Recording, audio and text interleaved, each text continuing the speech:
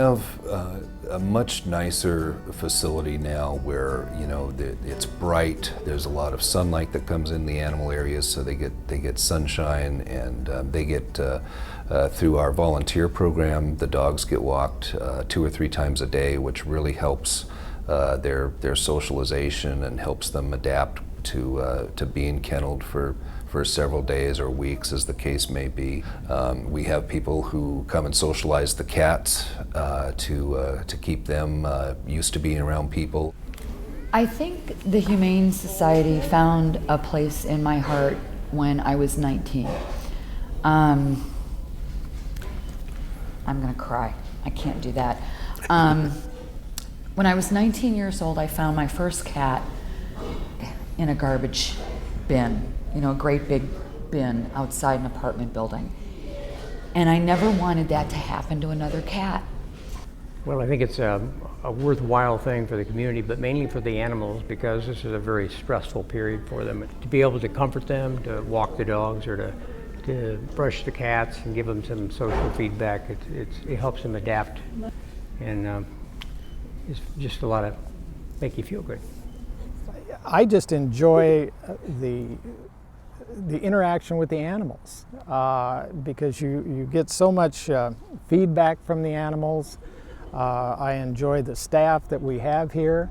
You know, they treat the volunteers as part of the staff or part of the organization itself. And to be able to help these animals get a forever home is what it's all about. Any kind of attention you give the animals, I get a sense that they're so grateful. They're grateful for, you know, a tidy cage and a nice pet and fresh water and a comb, you know, when they get their fur brushed out. I think they're very grateful for anything that comes their way. My mom came home one night and said, I was driving by the Humane Society and they had a sign that said they're gonna have a critter camp at the Humane Society. So I thought, cool, I would want to do that.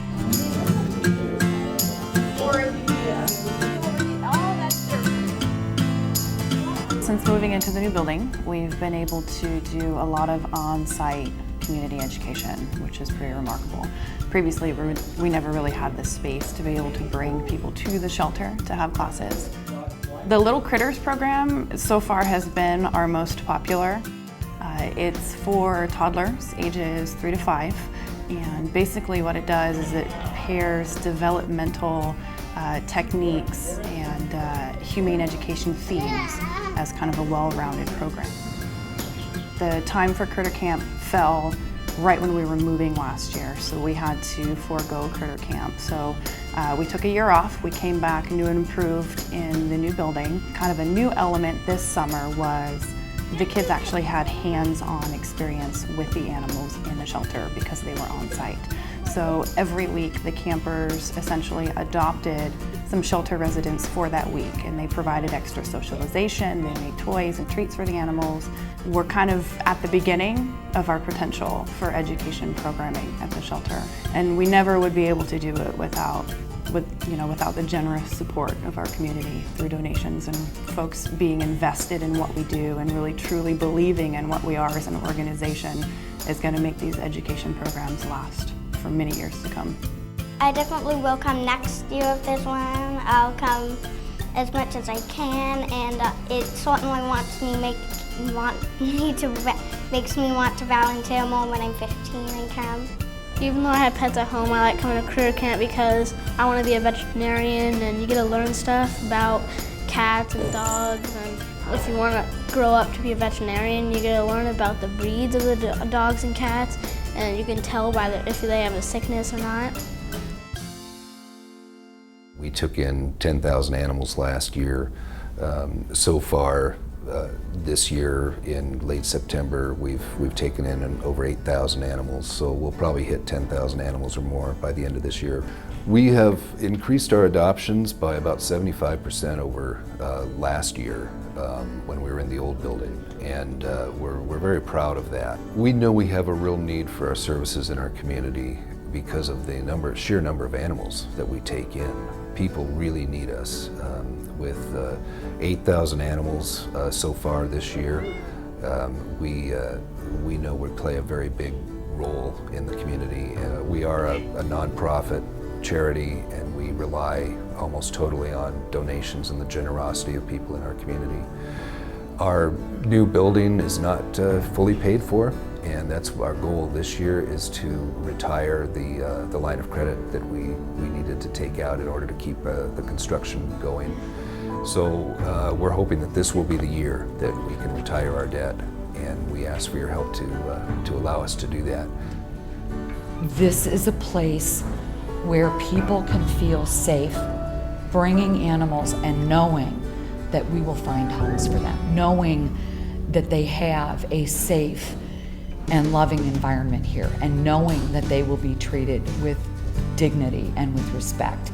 You know, every time I come in here and I volunteer, I see how much time and effort all these people are doing to find animals another home and giving them a second chance at life, and I just feel that I'm so lucky to be a part of something like that. I mean, it's really rewarding, and I don't see how something like this couldn't find a place in my heart.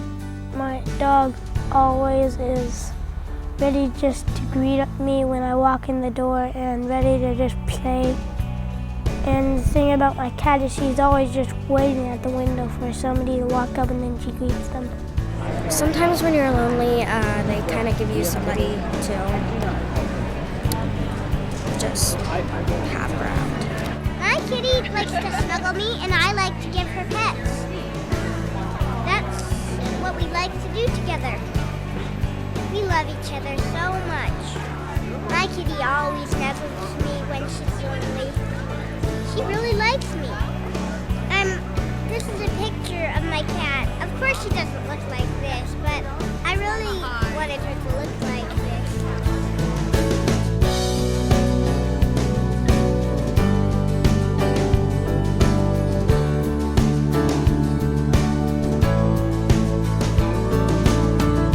The Humane Society found a place in my heart.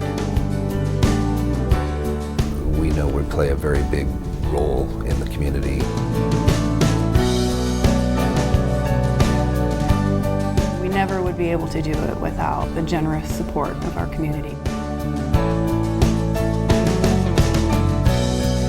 They have a safe and loving environment here.